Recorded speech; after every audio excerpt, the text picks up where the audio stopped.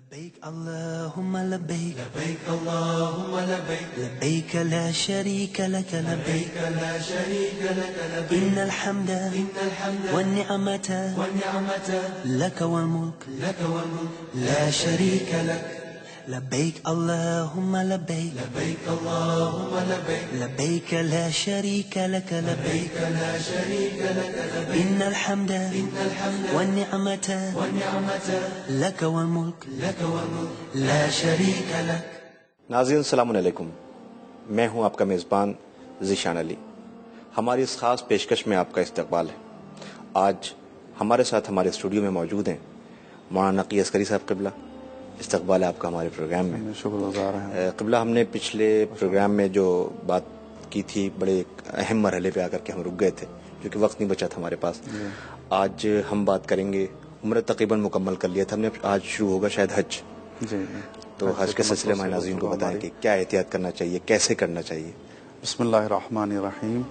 نحمد و نصلی علی رسول الکریم و آلہ الطیبین الطاہرین المعصومین المظلومین ولعنۃ اللہ علی اعدائہ و قاتلہ و غاصب حقوقہم اجمعین من الآن الی قیام یوم الدین.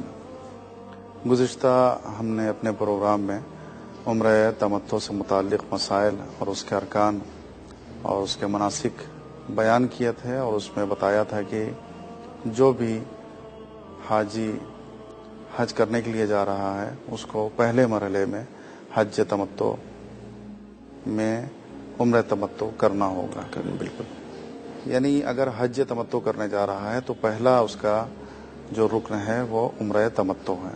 اگر عمرہ بعد میں ہوتا ہے تو اس کو حج تمتع نہیں کہا جائے گا. عمرہ پہلے کر لینا، عمرہ پہلے ہر صورت میں کر لینا ہے، اور اس عمرے کو عمرہ تمتع کہا جاتا ہے. چاہے حاجی مدینے سے مکے جا رہا ہو یا سیدھے براہ راست مکے جا رہا ہو، دونوں صورتوں میں بہرحال اس کو عمرہ تمتع پہلے انجام دینا ہے، اور جب عمرہ تمتع مکمل ہو جائے گا تو اب اسے حج کی تیاری کرنا ہوگی.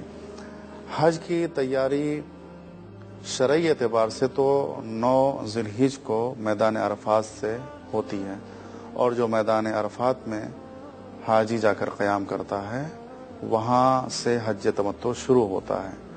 لیکن آج کل بھیڑ کی وجہ سے اور حاجیوں کی کثرت اور ان کے تعداد میں اضافے کے سبب سے اب یہ تقریباً عموماً یہ ہونے لگا ہے کہ حاجی کو 8 ذی الحجہ کو عرفات کے میدان میں پہنچا دیا جاتا ہے. عرفات کا میدان بہرحال وہ میدان ہے کہ جہاں پر انسان جا کر اپنی اصلیت کو پہچانتا ہے، اپنی حقیقت سے باخبر ہوتا ہے، اسی لیے اس کو عرفات کہا جاتا ہے. عرفہ کا مطلب یہ ہوتا ہے کہ جہاں پر انسان جا کر اپنے کو پہچانے. کیسے پہچانے گا؟ جا کے جس وقت حج کرنے کے لیے وہ جا رہا ہے اور مکے سے اپنی بلڈنگ سے نکلا تو اس نے اپنے لباس کو اتار دیا، اور اتارنے کے بعد احرام پہن لیا. کہ جتنے وہ کام جس نے عمرہ تمتع میں کیا تھے کہ اس نے احرام پہنا تھا. ایک چیز یہاں پہ ہم رکیں گے، ہم یہ جاننا چاہیں گے، کلیئر ہو جائے کہ آپ نے بتایا تھا کہ عمرے میں بھی جو ہے وہ ہم احرام جو ہے باندھتے ہیں. تو یہ احرام اپنے اوریجنل لباس میں ہم آ گئے، اب جو احرام پھر سے پہنیں گے ہم؟ جی، دوبارہ احرام پہننا ہوگا. مثال کے طور پر اگر عمرہ تمتع پہلی ذی الحجہ کو مکمل کر لیا، پہلی ذی الحجہ کو جب عمرہ تمتع مکمل ہو گیا تو وہ 1 ہفتہ اپنے سول ڈریس میں رہے گا، اپنے لباس میں رہے گا، اور اس کے اوپر وہ پابندیاں جو عمرہ تمتع میں تھیں، یعنی 24 چیزیں جو حرام تھیں، وہ سب ہٹا لی جائیں گی. اب اپنے لباس میں ہر چیز اس کے لیے جائز ہے اور وہ ہر چیز اس کے لیے حلال ہے.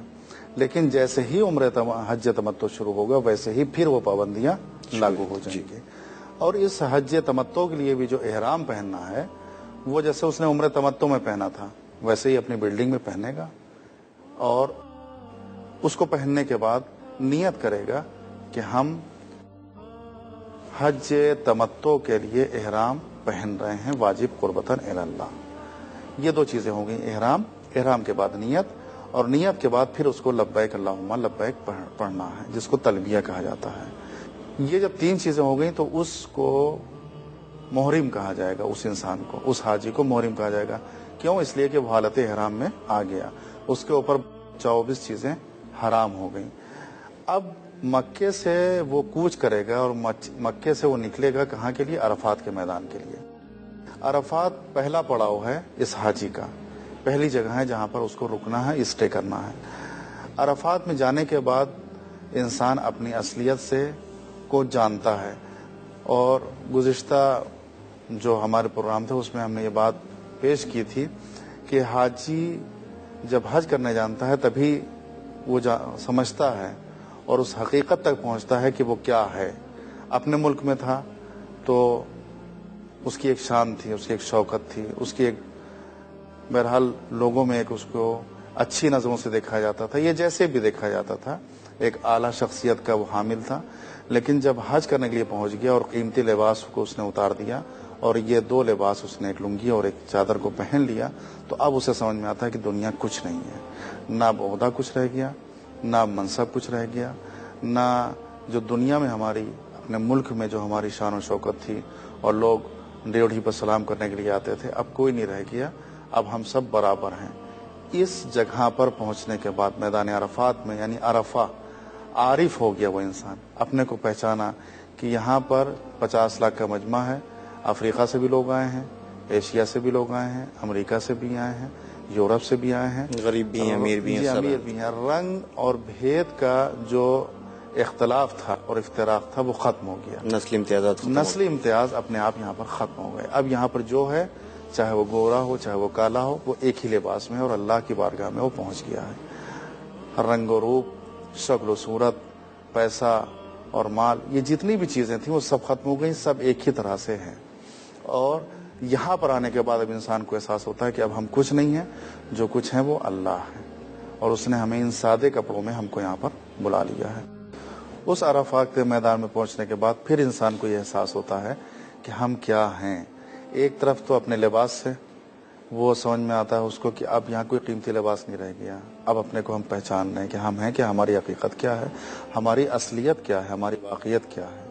دوسری طرف جو سامان اس نے زندگی بھر اکٹھا کیا تھا اپنے گھر میں، جو کچھ بھی اس نے اپنے آرام اور آسائش کے لیے، اپنے لیے یا اپنی اولاد کے لیے جو اکٹھا کیا تھا، آج عرفات کے میدان میں کچھ بھی نہیں ہے۔ نہ گدے ہیں، نہ بہترین کوئی چادر بچھی ہوئی ہے، نہ تکیہ، کچھ بھی نہیں، ایک قالین پڑا ہوا ہے، اس پر اپنی آپ چادر بچھائیے اگر ہے ساتھ میں تو، ورنہ اسی قالین پر آپ لیٹ جائیے کہ یا مچھر اگر آپ کو پریشان بھی کر رہا ہے تو اس کو آپ مار نہیں سکتے۔ تو اب یہاں پر لانے کے بعد اللہ نے انسان کو یہ پہچانوایا کہ دیکھو جو تن پر ہے وہ تمہارے ساتھ کیا جانے والا ہے، اگر اللہ کی بارگاہ میں آنا، تمہارے اختیار میں کچھ بھی نہیں، اختیار میں تمہارے کچھ نہیں، ہماری بارگاہ میں آؤ گے تو اس سادگی کے ساتھ تمہیں آنا ہے۔ اور اگر تم یہ جاننا چاہو کہ تمہارے ساتھ کون سی چیز کام آنے والی ہے تو تم یہ سمجھ لو کہ تمہارے ساتھ کیا آنے والا ہے۔ تو مختصر سامان ہے، اور اسی کی جانب اشارہ بھی کیا گیا ہے قرآن مجید میں کہ جب حشر کا میدان ہوگا اور وہاں پر سب لوگ جمع ہوں گے تو جن کا نام اعمال ہلکا ہوگا، یعنی ایک طرف نام اعمال اچھائیوں کا ہوگا اور ایک برائیوں کا ہوگا، دونوں ہوں گے، تو یہ پوری کنڈیشن اگر یہ حالات کو انسان سمجھنا چاہتا ہے تو عرفات کا میدان سمجھ سکتا ہے، اور حج کا میدان بہترین ہے کہ جہاں پر وہ سمجھ سکتا ہے۔ اگر تمہارے پاس سامان ہلکا ہے تو اس کو اٹھا کے تم جتنے کلومیٹر چلنا ہو عرفات کے میدان میں سکون سے اپنے لیے چلے جا رہے ہیں، اب مزدلفہ جانا ہے، مشعر الحرام جانا ہے، پیدل جانا، آرام سے ہلکے پھلکے انداز میں چلتے چلے گئے۔ لیکن اگر اس کے برعکس ہو، اس کا الٹا ہو، تقریباً دوری کتنی ہے وہاں سے تک کی؟ اس طریقے سے ہے کہ مکے سے جب حاجی پہلا پڑاؤ اس کا جو ہوگا وہ عرفات کا میدان ہوگا، پھر عرفات کا میدان جیسے ہی ختم ہوگا ویسے ہی مزدلفہ کا میدان شروع ہو جائے گا، جسے مشعر الحرام کہا جاتا ہے جی۔ اور جیسے ہی مشعر الحرام ختم ہوگا ویسے ہی مینا شروع ہو جائے گا، اور مینا جیسے ہی ختم ہوگا ویسے ہی مکہ آ جائے گا۔ تو نقشہ اس طریقے سے کہ عرفات کے میدان سب سے دور ہے تقریباً 20 کلومیٹر، پھر اس کے بعد عرفات کا میدان جیسے ہی ختم ہوا ویسے ہی مزدلفہ اور مشعر الحرام آ جائے گا، اور مزدلفہ کے میدان جیسے ہی ختم ہوا ویسے ہی مینا آ جائے گا، اور مینا کے بعد فوراً مکہ شروع ہو جائے گا۔ تو بات ہم یہ کر رہے تھے کہ عرفات کو اسی لیے عرفات کا میدان کہا جاتا ہے کہ وہاں پر پہنچنے کے بعد انسان اپنے کو پہچانتا ہے کہ ہم کیا ہیں اور ہمارے ساتھ کیا جانے والا ہے۔ یہی نام اعمال ہوں گے کہ اگر ہمارے ساتھ ہوگا تو ہم ہلکے پھلکے انداز میں چلے جائیں گے۔ عرفات کے میدان میں جب انسان اور یہ حاجی پہنچتا ہے تو پہنچنے کے بعد 8 ذی الحجہ کو ان کو رات میں پہنچا دیا جاتا ہے بسوں کے ذریعے سے، اور وہاں پر جو سعودی گورنمنٹ کے جو معلم ہوتے ہیں ان کی طرف سے ایک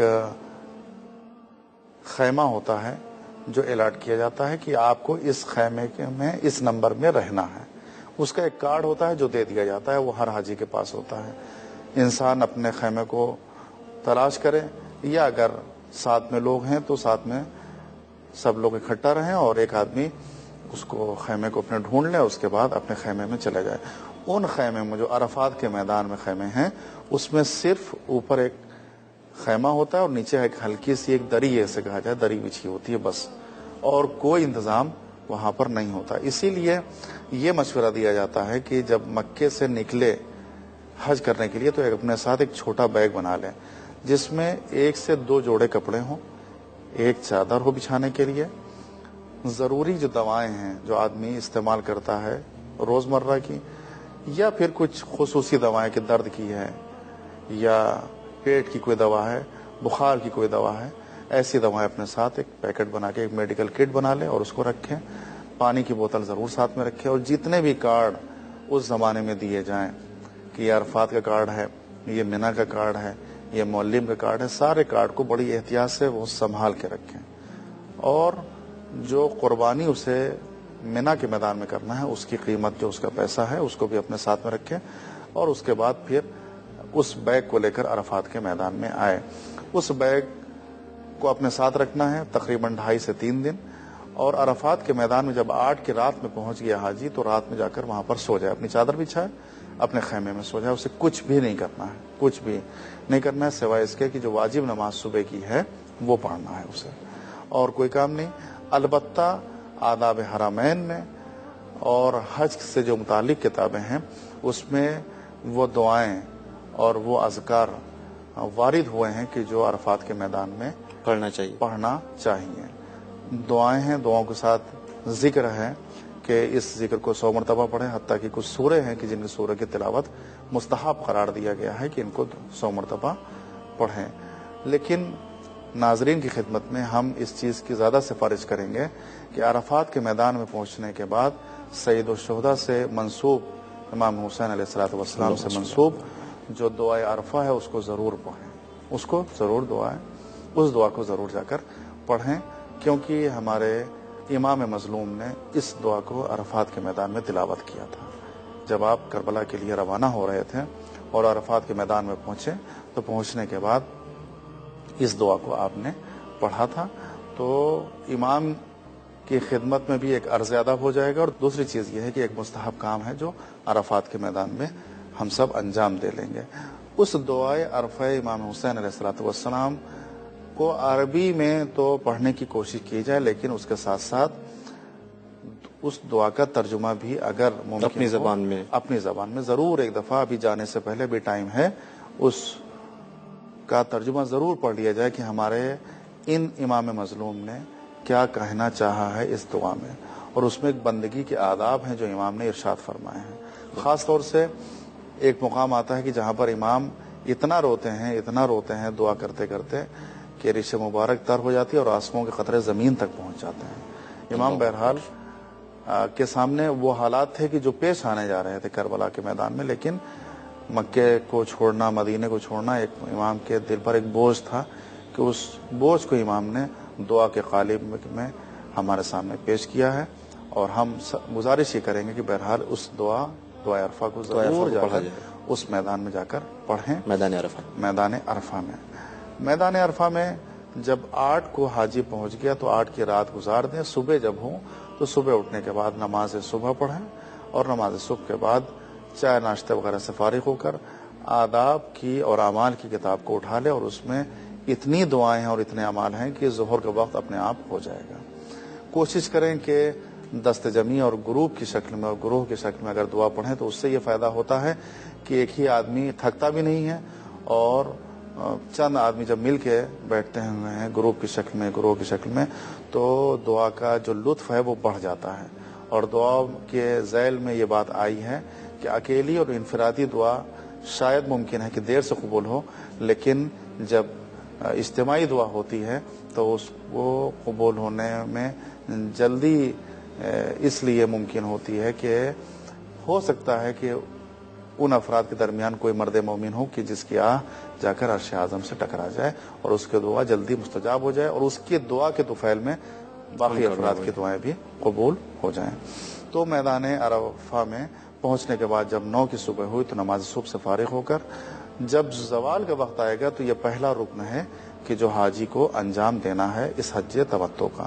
کیا انجام دینا ہے کہ عرفات میں جب زوال کا وقت آئے تو اب اسے یہ نیت کرنا ہے کہ ہم یہ نیت کرتے ہیں کہ اپنے حج تمتع کے لیے میدان عرفات میں قیام کرتے ہیں واجب قربتاً الی اللہ.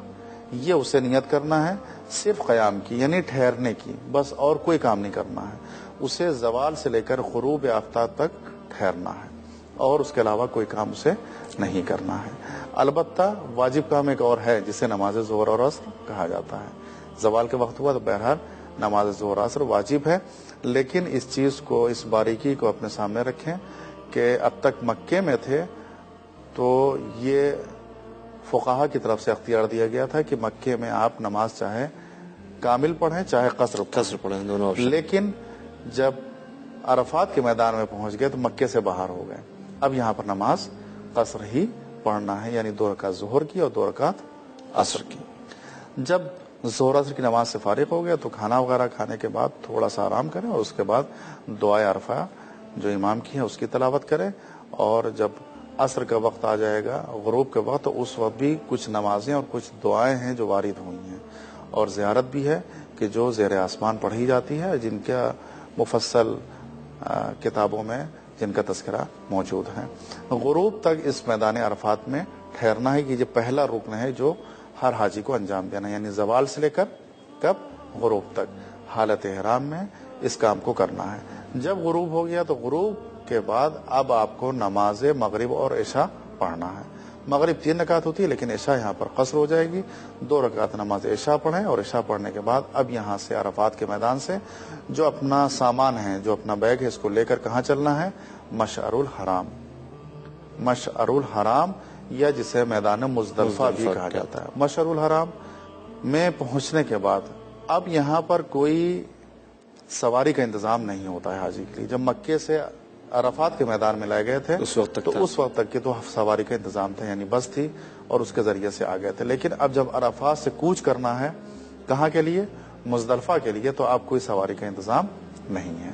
اب یہاں سے پیدل ہی چلنا ہے. البتہ یہ تقریباً 2 سال سے ایسا ہوا ہے کہ سعودی گورنمنٹ نے میٹرو چلا دی ہے اور اس کے پیسے بھی حاجیوں سے لیے جاتے ہیں. لیکن ابھی چونکہ یہ 2 سال سے یہ کام شروع کیا ہے تو اس لیے ابھی اس میں تھوڑی سی پریشانیاں ہیں. اور پریشانی یہ ہے کہ پیدل جب انسان جاتا ہے تو پوچھ کے اپنی منزل مقصود تک پہنچ جاتا ہے کہ مزدلفہ کے میدان کہاں آ گیا, ہم کو کہاں جانا ہے. لیکن جب میٹرو سے آدمی جاتا ہے تو بہرحال اس کے ایک اسٹیشن ہوتے ہیں کہ اس اسٹیشن سے چلی ہے یہ اور اگلے اسٹیشن پر اترنا ہے. لیکن اس میں کوئی فرق نہیں ہے. اگر انسان جانکار ہے اور ماہر ہے اور ہوشیار ہے تو اس میٹرو سے جا سکتا ہے اور جانے کے بعد اس میں سوار ہونے کے بعد جب مزدلفہ کے اسٹیشن ہے تو وہاں پر اتر جائے. اترنے کے بعد اس میٹرو اسٹیشن سے اترنے کے بعد مزدلفہ کے میدان میں اب کوئی انتظام نہیں کہ جیسے عرفات کے میدان میں انتظام تھا.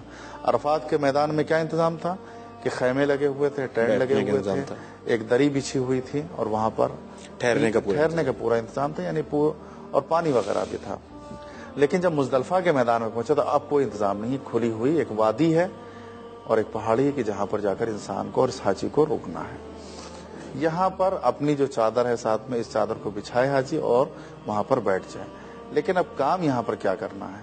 کام یہ کرنا ہے کہ اس مزدلفہ کے میدان سے اسے کنکریاں چننا ہے.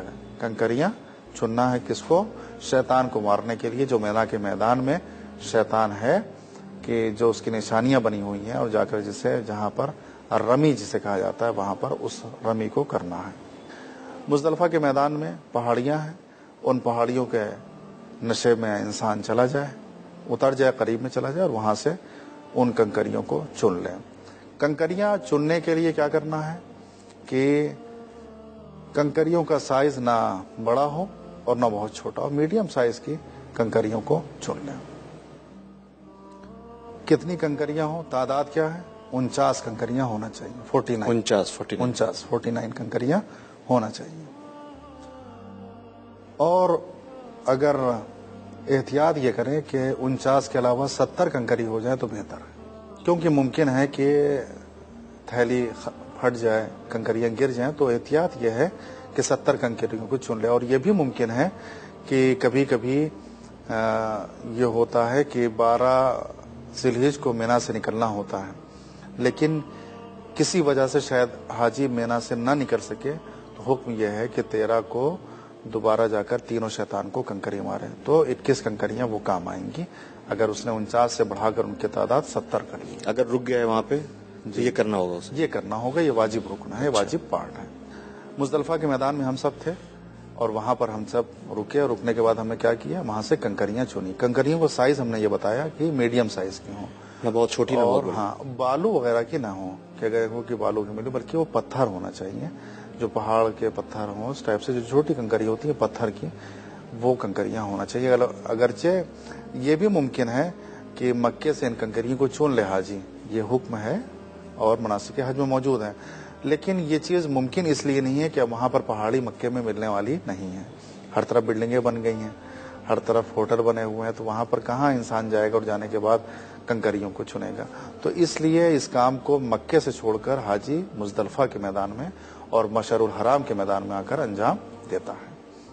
کتنی کنکریاں تھیں؟ 49 واجب ہیں، احتیاطاً 70 رکھ لیں. اور اگر اپنے ہی گھر سے اگر ایک اس کی کپڑے کی تھیلی بنا کر لے جائے اس کام کے لیے تو بہتر ہے کہ اس میں، تاکہ سیف رہیں. بڑی قیمتی کنکریاں ہیں اور بہت کام آنے والی ہیں، کیونکہ مینا کے میدان میں یہ کنکریاں ملنا نہیں ہیں، یہی مزدلفہ کے میدان سے ان کو اٹھانا ہے. تو یہ کام کیا کیا حاجی نے کہ کنکریوں کو چن لیا. اب دوسرا کام اس مزدلفہ کے میدان میں یا مشعر الحرام میں یہ کرنا ہے کہ جب اذان ہو، جسے صبح صادق کہا جاتا ہے، تو اس صبح صادق سے اور اذان فجر سے لے کر سورج نکلنے تک یہاں پر مزدلفہ کے میدان میں قیام کی اور ٹھہرنے کی نیت کرنا ہے. یہ دوسرا کام ہے. اچھا. جس طریقے سے عرفات کے میدان میں اس نے زوال سے لے کر غروب تک نیت کی تھی، ویسے ہی اس مشعر الحرام میں اور مزدلفہ کے میدان میں اسے نیت کرنا ہے کہ ہم صبح صادق سے لے کر اذان فجر سے لے کر طلوع فجر تک یا طلوع آفتاب تک رکنے کی نیت کر رہے ہیں.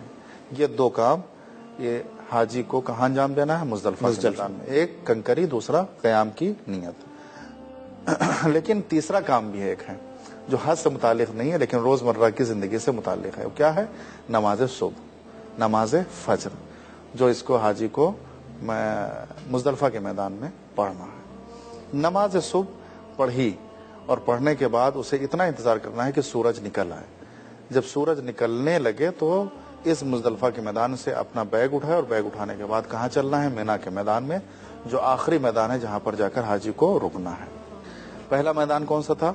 عرفات کا میدان. دوسرا میدان کون سا تھا؟ مزدلفہ کا میدان. تیسرا میدان کون سا ہے؟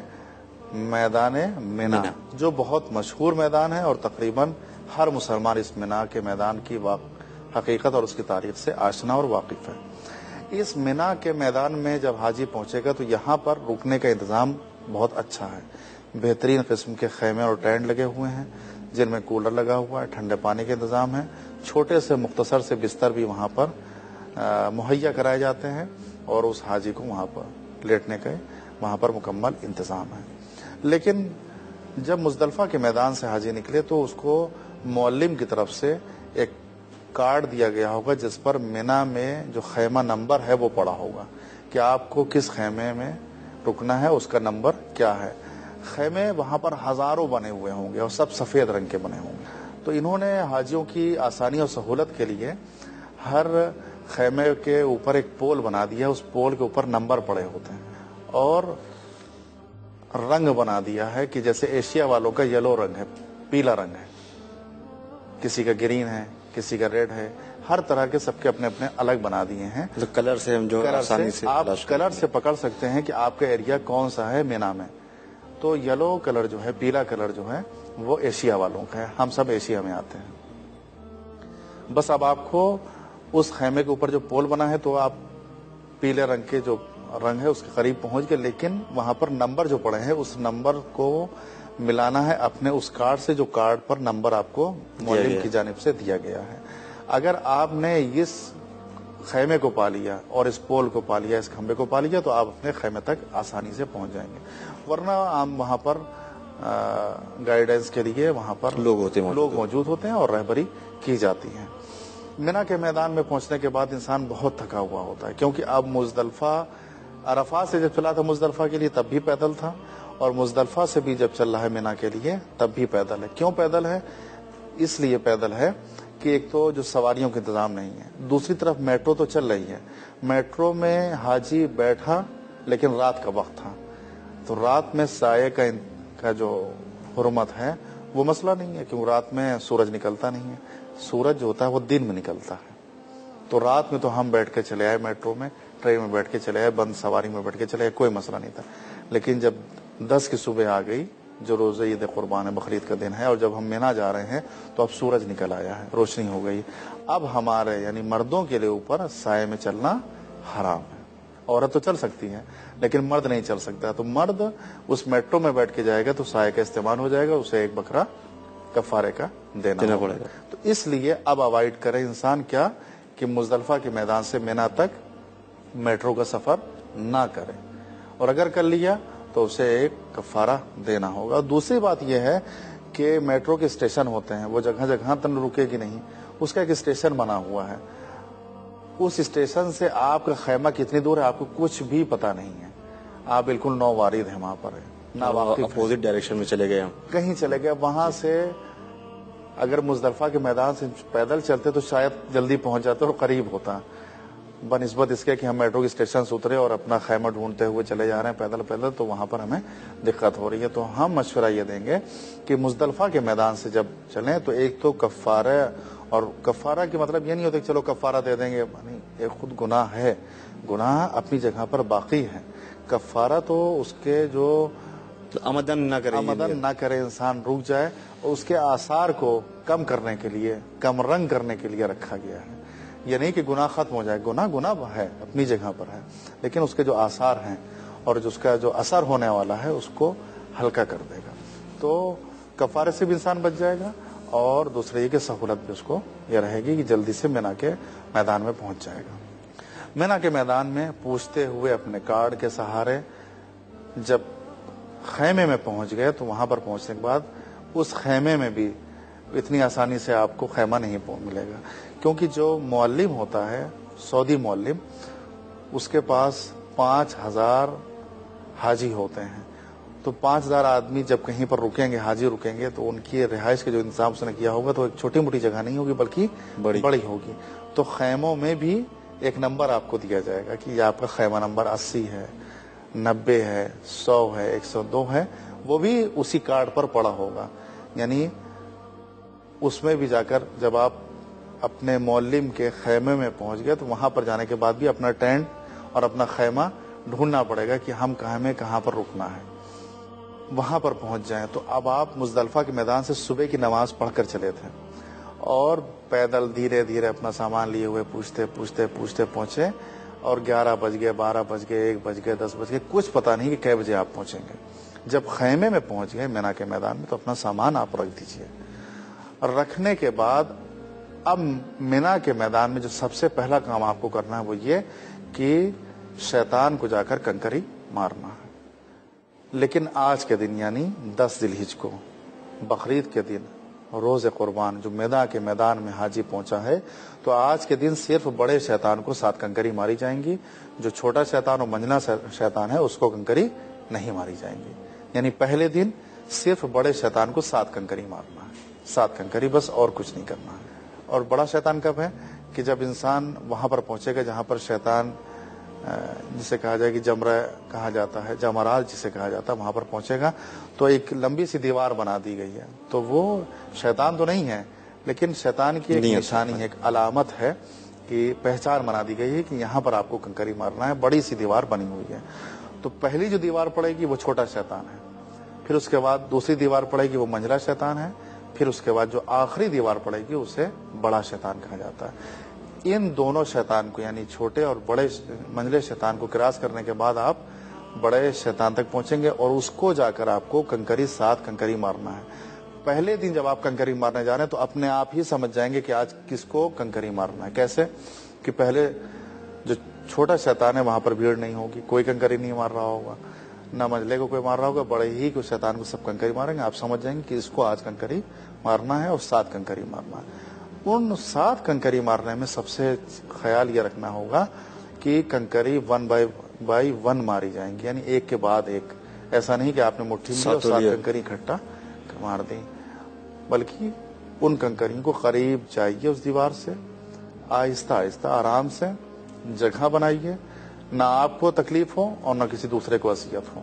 جانے کے بعد ایک کنکری کو اٹھائیے, اللہ اکبر کہیے اور ایک کنکری ماریے, اس کے بعد دوسری کنکری, تیسری کنکری, مسلسل 7 کنکری. مسلسل 7 کنکری.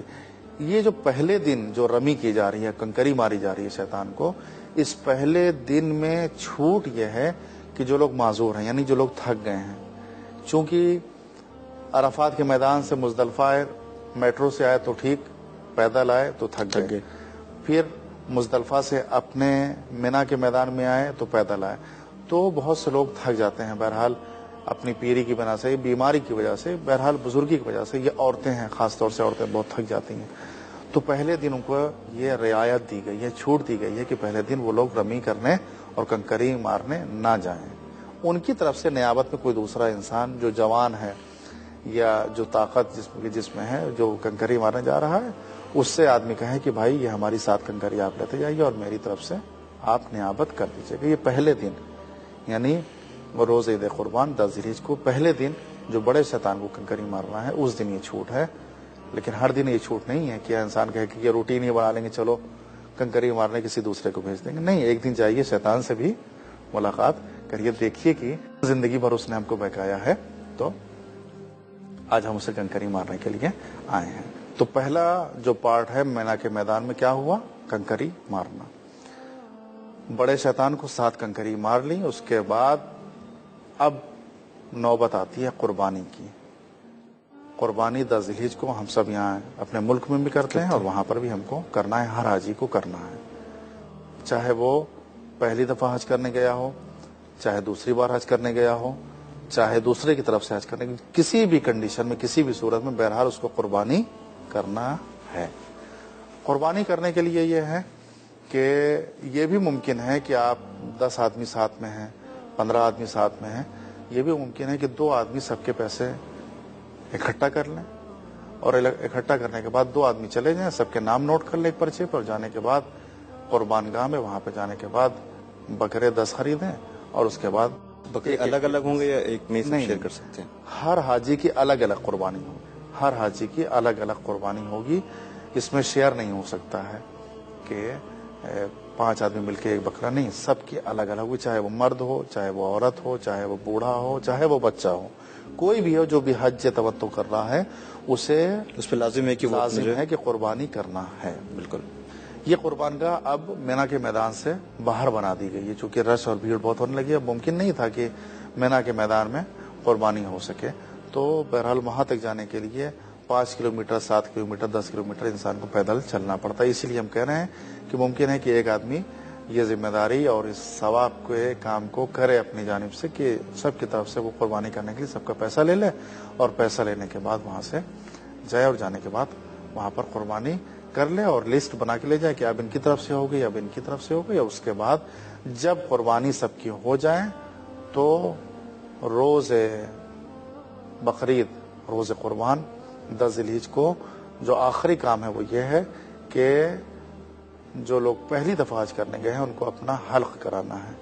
حلق کسے کہتے ہیں, یعنی بال منڈوانا ہے, اپنے گنجے ہو جانا ہے مردوں کو, اور عورتوں کے لیے کیا ہے کہ اپنے تھوڑے سے بال کو کاٹنا ہے, جو ہم عمرہ تمتع میں بتا چکے ہیں. لیکن عمرہ تمتع میں ہم نے یہ کہا تھا کہ عمرہ تمتع میں تقسیر کی جائے گی, مرد اور عورت دونوں ہی اپنے تھوڑے تھوڑے سے بال کاٹیں گے, لیکن وہاں پر سر نہیں مڑا سکتے ہیں, جو یہ نزاکت ہے وہاں پر. حج میں سر مڑانا ہے, عمرہ تمتع میں سر نہیں مڑانا ہے. اگر عمرہ تمتع میں کسی نے سر مڑا لیا تو اسے ایک بکرا کفارے میں دینا ہوگا. منع ہے اس لیے کہ اگر عمر تمتع میں کسی نے سر منڈا لیا تو حج میں آ کے کیا کرے گا وہ. اس لیے شریعت کی طرف سے پابندی لگائی گئی ہے کہ نہیں, وہاں پر عمر تمتع جب کرو تو تھوڑے سے بال اپنے کاٹ لو بس, اور اس کے بعد حج کرنے کے لیے آ جاؤ. تو 3 چیزیں مینا کے میدان میں روزے بقرعید یا روزے قربان کرنا ہے. حاجی کو پہلے کیا, بڑے شیطان کو 7 کنکری مارنا ہے. جب یہ 7 کنکری مار لی تو اس کے بعد پھر قربانی کرنا ہے. قربانی جب کر لی تو تقصیر عورتوں کو کرنا ہے, اور حلق یعنی بال منڈوانا ہے کس کو, مردوں کو. جب یہ بال منڈوا لیے تو یہ احرام اتر جائے گا, یہ احرام اتر جائے گا, اور جو حاجی ہے وہ اپنے کپڑے کو پہن لے گا.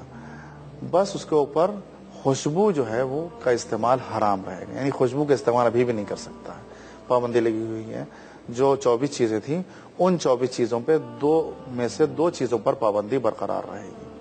ایک تو زوجہ اور دوسرے خوشبو, یہ 2 چیزوں پر پابندی لگی رہے گی. اس حاجی نے جو احرام پہنا تھا وہ 8 ذی الحجہ کو پہنا تھا. کتنے دن تک یہ احرام کی حالت میں رہا, 8 کو احرام پہنا اپنے مکے کی بلڈنگ سے, 8 کی رات میں پہنا, 9 کے دن میں پہنا, 9 کی رات میں پہنا, 10 کے دن میں جب مینا کے میدان میں پہنچا تو اس نے اسی حالت احرام میں کنکری ماری. کنکری مارنے کے بعد قربانی کی. قربانی کے بعد کیا کیا, اس نے سر منڈوایا. اتنے کام اس کو حالت احرام میں انجام دینا. جیسے ہی سر منڈا لے گا ویسے ہی یہ احرام اپنے آپ ختم ہو جائے گا. لیکن یہ کام 10 ذی الحجہ کو ہو جانا ہے. اگر خدا نخواستہ اس میں کسی چیز میں دیری ہوئی, کیا ہوئی کہ قربانی اگر نہیں ہو سکی, قربانی نہیں ہو سکی اور غروب ہو گیا یعنی سورج ڈوب گیا, تو اب اس کا احرام باقی رہے گا اگلے دن تک, اس کو یعنی 11 تک پھر اس کو احرام کی حالت میں رہنا ہوگا. اچھا, مطلب 10 کے رات میں جو ہوتے سورج غروب ہونے سے پہلے, غروب سے پہلے سارے یہ 3 کام کر لینا ہے. کیا کیا 3 کام, کنکری کے بعد قربانی, قربانی کے بعد تقصیر یا حلق. یہ کام غروب سے پہلے, سورج ڈوبنے سے پہلے کر لینا ہے. اگر ایسا ہوا کہ قربانی اتنی لیٹ ہو گئی کہ سورج ڈوب گیا تو اب قربانی مغرب کے بعد نہیں ہوگی, مغرب کے بعد, غروب کے بعد نہیں ہوگی, بلکہ اب انتظار کیا جائے گا اگلے دن کا, 11 ذی الحجہ جائے گی. 11 ذی الحجہ کو پہلے تو پھر رمی کی جائے گی یعنی کنکری ماری جائے گی, اس کے بعد پھر قربانی کے بعد پھر اس کے بعد بال منڈوائے جائیں گے. یعنی جو گزشتہ دن کے جو ایک روٹین بنا ہوا تھا کہ کنکری کے بعد قربانی, قربانی کے بعد کیا, سر منڈوانا. اسی چیز کو 11 کو کرنا ہوگا, تب جا کے آرام ہوتا ہے. پھر سے یہ تینوں عمل انجام دینے ہوں گے. ہاں, کنکری مارنا, جی, قربانی, اور اس کے بعد پھر اس کے بعد سر منڈوانا. 11 کو تو اس کو کنکری مارنا تھی.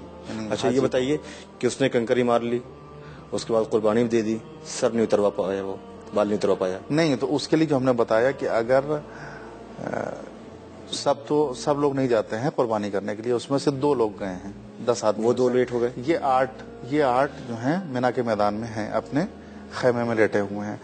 جیسے ہی قربانی ہو جائے تو ادھر جو بیچارے 2 لوگ گئے ہیں قربانی کرنے کے لیے, وہ فون کے ذریعے, موبائل کے ذریعے اطلاع دیتے ہیں کہ بھائی آپ لوگ کی قربانی ہو گئی. تو یہ لوگ 8 لوگ تو کم سے کم, موبائل الاؤڈ ہے, ہاں موبائل رکھا جا سکتا ہے, یہ 8 لوگ تو فوراً ہی تقصیر کر لیں گے, ان کا احرام ختم ہو جائے گا.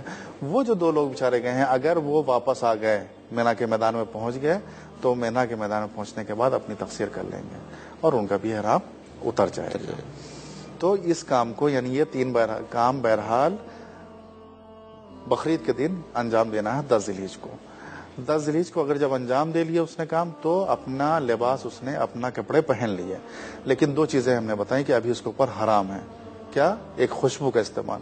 خوشبو کے استعمال میں ہر چیز آتی ہے, چاہے وہ صابن ہو, چاہے وہ شیمپو ہو, چاہے وہ کریم ہو, جو بھی چیز ایسی ہے کہ جو اس میں خوشبو پائی جاتی ہے اس کو استعمال نہیں کر سکتے. خوشبو کا استعمال کا مطلب یہ نہیں ہے کہ آدمی سیب نہیں کھا سکتا ہے کہ سیب میں خوشبو ہے, وہ قدرتی خوشبو ہے. خوشبو کا استعمال حرام ہے, یعنی پرفیوم استعمال نہیں کر سکتے ہیں آپ, صابن استعمال نہیں کر سکتے ہیں, کیونکہ اس میں دکھاوا ہے, آرائش ہے, میک اپ ہے. لیکن سیب میں قدرتی, یا آپ نے خوشبو استعمال نہیں کر رہے. چاول کی بھی ایک خوشبو ہوتی ہے جی, تو ایسا تھوڑی کہ اللہ جو ہے چاول پہ پابندی لگا دے گا, روٹی کی ایک خوشبو ہوتی ہے اس کے اوپر پابندی لگا دے گا, چائے کی بھی ایک خوشبو ہوتی ہے. تو اس پہ بات نہیں، وہ قدرتی ہے، اس کی خوشبو الگ سے نہیں ہے، الگ سے کسی بھی کوئی خوشبو کا استعمال حرام ہے۔ حرام۔ یہ دو چیزیں حرام رہیں گی، خوشبو ایک زوجہ۔ جب 10 ذی الحجہ گزر گئی، اپنے لباس میں آدمی رات میں سکون سے آج خیمے میں منا کے سوئے، جب 11 کی صبح آئے تو صبح کی نماز پڑھے، فجر کی نماز، اور فجر کی نماز پڑھنے کے بعد چائے وغیرہ پی کر پھر شیطان کو کنکری مارنے کے لیے نکلے۔ آج اسے تینوں شیطان کو کنکری 7 کنکری مارنا ہے، یعنی 21 کنکری مارنا ہے۔ آج اپنے ساتھ 7 کنکری نہیں بلکہ 21 کنکری لے کر جائے گا۔ 10 ذی الحجہ کو 7 کنکری لے کے گیا تھا، لیکن 11 ذی الحجہ کو آج 21 کنکری لے کر، اس لیے تینوں شیطانوں پہ، تینوں شیطانوں کو شروعات کہاں سے کرنا ہے؟ چھوٹے والے سے، پھر منجلے کو، پھر بڑے کو۔ یہ تینوں ایک ساتھ ایک کے بعد ایک کے بعد ایک بنے ہوئے ہیں، اور وہاں لکھا ہوا بھی ہے، بورڈ بھی لگا ہوا ہے، آدمی پڑھ سکتا ہے۔ وہاں جانے کے بعد تینوں شیطان کو کنکری ماری 11 ذی الحجہ کو، اس کے بعد پھر واپس آ گئے اپنے خیمے میں، کھایا پیا، ظہر عصر کی نماز پڑھی، مغرب عشاء کی پڑھی، 11 کا دن ختم ہو گیا۔ اب جب 12 آئی تو 12 کو اس نے پھر یہی کام کیا جو 11 کو کیا تھا اس نے، یعنی تینوں شیطان کو جا کر اس نے کنکری ماری۔ پہلے دن یعنی 10 ذی الحجہ کو اس نے 7 کنکری ماری، 11 کو 21 کنکری ماری، 12 کو 21 تو کتنی ہو گئی؟ 21 دونا 42 اور 7 49، یہ واجب تھی، یہ 49 کنکری اس کی ہو گئی۔ 12 کو جب کنکری اس نے مار لی تو اب زوال تک یعنی نماز ظہر تک اس کا یہاں پر ٹھہرنا مینا میں واجب ہے۔ اور جیسے ہی ظہر کا وقت ہو، ظہر کی نماز پڑھے، قصر نماز، اور نماز پڑھنے کے بعد پھر معلم کی جانب سے بسوں کا انتظام کیا جاتا ہے، کہاں کے لیے؟ مکے لانے کے لیے حاجیوں کو، واپس لوٹیں گے مکے کی طرف، واپس لوٹنا ہے۔ اپنی اپنی بسوں میں آپ بیٹھیں اپنے سامان کو لے کر، اس کے بعد پھر مکے آ جائیے، اور مکے پہنچنے کے بعد آپ اپنے کمرے میں آرام سے جائیے، اور پہنچنے کے بعد نہائیے دھوئیے، لیکن خوشبو کا استعمال ابھی بھی نہیں ہے، جب تک کہ ارکان حج مکمل نہ دے لیے جائیں۔ تو مختصر طور سے جو حج کا جو پہلا مرحلہ ہے، جسے کہا جائے کہ جو مکے سے باہر اعمال انجام دینا ہے، اس کو ہم نے آج کے پروگرام میں بتایا کہ وہ یہ کہ جو حج کرنا ہے حاجی کو، وہ کچھ اس کے ارکان مکے سے باہر کے ہیں اور کچھ مکے کے اندر کے ہیں۔ مکے سے باہر کے اعمال کیا ہیں اور ارکان کیا ہے؟ میدان عرفات میں ٹھہرنا، مزدلفہ میں جا کر کنکری چننا، وہاں ٹھہرنا، مینا میں آنے کے بعد ٹھہرنا، شیطان کو کنکری مارنا 10 کو، 11 کو، 12 کو، اور اس کے بعد قربانی کرنا، قربانی کے علاوہ اپنے بال منڈوانا، عورت کے لیے تقصیر، یہاں تک کہ وہ کام ہیں اور وہ اعمال ہیں، وہ ارکان ہیں کہ جو مکے سے باہر انجام دے رہا ہے۔ لیکن جب مکے میں پہنچ گئے تو وہاں پر آ کر اب پھر دوسرے اسے طواف اور سعی وغیرہ انجام دینا ہے، کہ جس کی تفصیل انشاءاللہ آپ کی خدمت میں آئندہ کے پروگرام میں پیش کی جائے گی۔ بہت بہت شکریہ قبلہ، وقت ہو چلا ہے اگلے پروگرام کا، اس لیے مختصر کرنا پڑا ہم کو۔ تو ناظرین، جو حضرات جنہیں شرف نصیب ہوا ہے کہ وہ حج کے لیے جا رہے ہیں، ان کے لیے ہم نے یہ خاص پیشکش رکھی ہے تاکہ ہم ماہرین سے یہ چیزیں اپنے ناظرین تک پہنچا سکیں۔ جو اس سال نہیں جا پائے وہ دعا کریں پروردگار ہمیں توفیق عطا کرے کہ ہم بھی پروردگار عالم خالق کائنات کا جو حکم ہے اس سے بجا لائیں۔ اسی کے ساتھ ہمارے پروگرام کا وقت ختم ہوتا ہے، انشاءاللہ ہماری پھر ملاقات ہوگی۔ اس کے آگے ابھی کیا بچا ہوا ہے وہ دیکھنے کے لیے آپ انشاءاللہ انتظار کیجیے۔